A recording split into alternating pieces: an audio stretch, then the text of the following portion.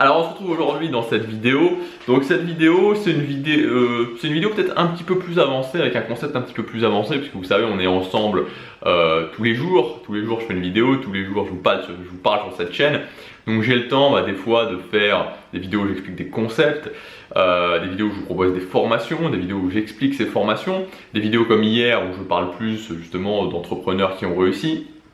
Et puis des vidéos comme aujourd'hui qui sont plus le fruit finalement de ma réflexion. Vous savez, là ça fait bientôt 3 semaines que je suis tout seul en fait. Et du coup j'ai du temps et je réfléchis pas mal tous les jours. Vous savez, j'ai ce temps de la pensée que je fais par bloc d'une demi-heure, parce que je me suis rendu compte pour moi que c'était bien par bloc d'une demi-heure, où voilà, je réfléchis à tout ce que je veux, en fait ça peut être tout et n'importe quoi. Et du coup j'ai le temps de pas mal penser. Et j'ai réfléchi ces derniers jours à c'était quoi en fait je sais pas si on peut dire la formule, mais qu'est-ce qui fait qu'il y a des gens qui atteignent ce qu'ils veulent et qui atteignent ce qu'ils veulent rapidement, et qu'est-ce qui fait qu'il y a des gens qui galèrent finalement et qui n'y arrivent pas ou qui n'y arrivent jamais.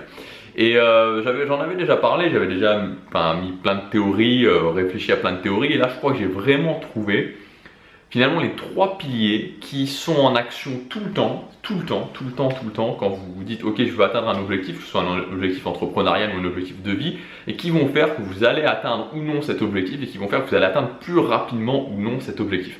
Et c'est de ça dont je vais vous parler dans cette vidéo. Je vais vous donner vraiment ces 3 piliers fondateurs. Donc si vous augmentez vos capacités, suivant le pilier, vous allez voir qu'ils sont un petit peu différents. Si vous essayez de plus performer dans chacun de ces piliers, vous allez vous apercevoir que vous allez avoir beaucoup plus de résultats dans l'atteinte de vos objectifs. Le premier pilier, la première chose vraiment qui joue, qui est présente tout le temps et qui va déterminer si vous atteignez un objectif ou pas, et si vous l'atteignez plus ou moins rapidement, c'est l'intensité à laquelle vous voulez cet objectif. C'est-à-dire, est-ce que vous voulez vraiment cet objectif? Parce qu'il y a des gens, encore une fois, qui, ok, à un moment donné, ils se disent je voudrais cet objectif, mais ils le veulent. Alors des fois ils aiment juste l'idée, des fois ils le veulent vraiment, mais c'est pas un besoin qui est absolument presque vital. Ils peuvent s'imaginer ne pas atteindre l'objectif, c'est-à-dire que s'ils n'atteignent pas l'objectif, la vie va continuer. Et il y a d'autres personnes qui ne peuvent pas s'imaginer ne pas atteindre l'objectif, c'est-à-dire que c'est une impossibilité pour eux de s'imaginer continuer leur vie s'ils n'ont pas atteint cet objectif. Et c'est pour vous expliquer la différence d'intensité qu'il peut y avoir entre une personne qui veut l'objectif et une personne qui, c'est pas qu'il le veut, c'est en lui cet objectif, il va l'avoir, quoi qu'il arrive, il va l'avoir parce qu'il n'arrêtera pas avant d'avoir réussi. Et qu'est-ce qui va déterminer ça finalement? C'est la balance plaisir-souffrance. C'est-à-dire le plaisir que vous ressentez à vous imaginer atteindre l'objectif, à vous imaginer avoir cet objectif, et la souffrance si vous ne l'atteignez pas.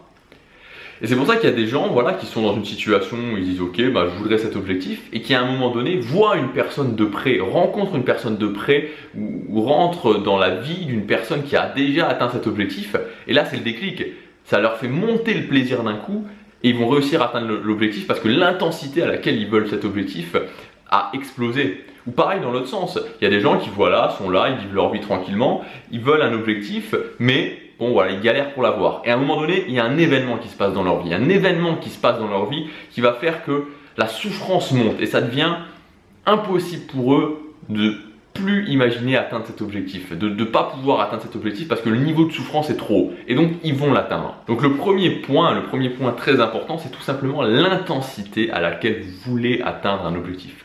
Si cette intensité, j'aime bien utiliser ce mot de flamme, si ce feu il brûle en vous, mais il brûle tellement fort que vous ne pouvez pas vous imaginer ne pas l'atteindre, alors vous allez réussir quoi qu'il arrive, parce que vous prendrez les décisions nécessaires, vous prendrez les actions nécessaires. Donc numéro 1, l'intensité à laquelle vous voulez atteindre l'objectif. Numéro 2, c'est tout simplement la poussée, la force de travail que vous allez y mettre. C'est quelque chose auquel moi je crois beaucoup. Alors je sais que notamment en francophonie, on nous rebat les oreilles avec le fait que l'efficacité compte avant tout, il faut on peut en avoir beaucoup plus tout en faisant beaucoup moins. Je pense très honnêtement qu'il y a une limite à ça. Alors je vais prendre un exemple extrême, mais si vous avez d'un côté quelqu'un qui travaille 1 heure par jour et quelqu'un qui travaille 15 heures par jour, vous avez beau avoir les stratégies les plus efficaces, à un moment donné vous ne pouvez pas tenir la cadence. Sur une durée suffisamment longue, la personne qui travaille 15 heures par jour va être largement meilleure. Alors travailler 15 heures par jour, ça nous paraît complètement fou à nous francophones, mais aux USA, c'est pas si fou que ça. Et il y en a énormément qui le font, notamment dans le domaine artistique, notamment dans le domaine entrepreneurial. Vous avez des gens, et il n'y en a pas qu'un, il y en a des dizaines, des centaines, des milliers qui ils utilisent ce mot to hustle qui signifie vraiment travailler comme travailler complètement, se donner à 100% dans son travail. Et donc vu qu'il y a de plus en plus de gens qui font ça, ça oblige les autres personnes à s'adapter parce qu'à un moment donné, il y a une limite à l'efficacité. Alors ce que je vous dis, c'est pas qu'il faut travailler 15 heures par jour, c'est pas ce que je vous dis. Mais ce que je vous dis, c'est qu'il faut quand même garder en tête qu'il y a malgré tout une intensité qu'il faut donner dans son travail. On ne peut pas réussir en travaillant 15 minutes par jour tous les jours. Voilà, concrètement. C'est-à-dire que quelqu'un qui fait 1 heure de guitare, quelqu'un qui fait 3 heures de guitare par jour, la personne qui fait 3 heures par jour va devenir meilleure. Sur une durée suffisamment longue, la personne qui fait 3 heures par jour va devenir meilleure.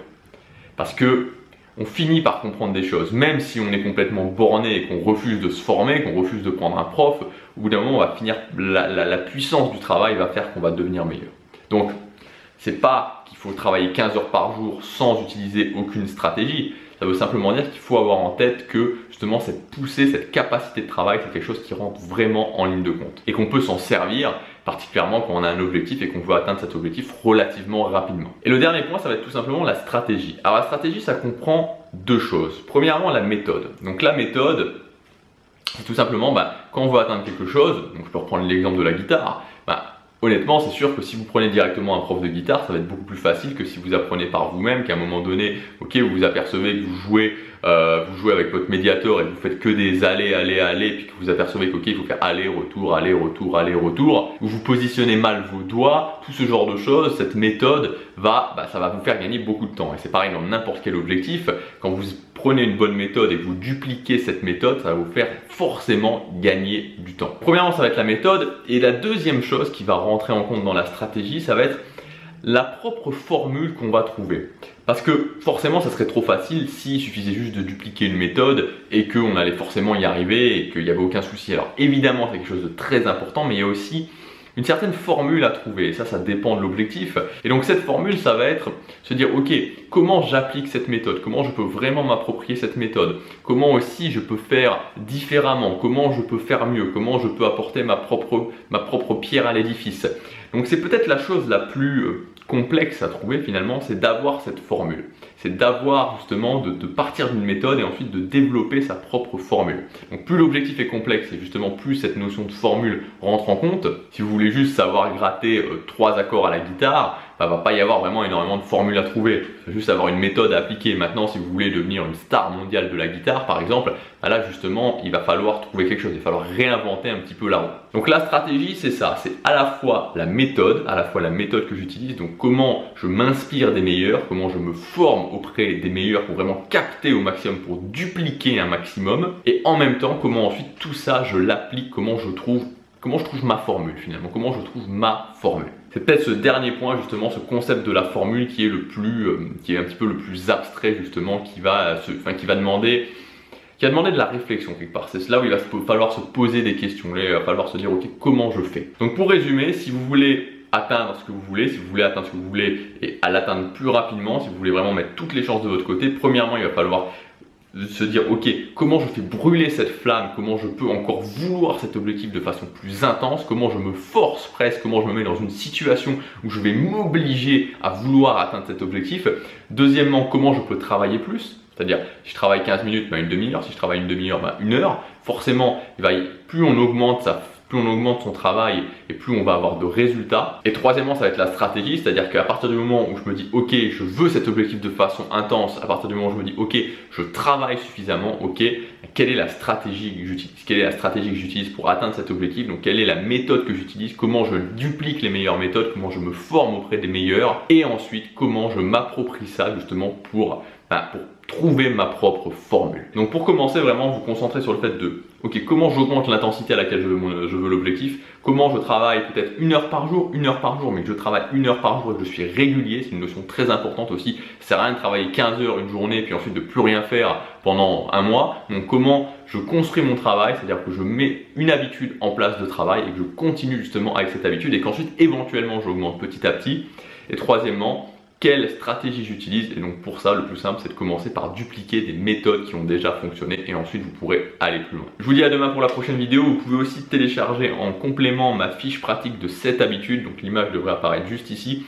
Donc ces 7 habitudes, c'est des habitudes fondation, c'est-à-dire que quand vous mettez en place une habitude fondation, cette habitude elle va avoir un impact dans beaucoup d'autres domaines de votre vie. Donc dans cette fiche pratique, je vous donne quelles sont ces 7 habitudes et je vous explique aussi comment les mettre en place plus facilement. À demain pour la prochaine vidéo, passez à l'action, chaque jour compte.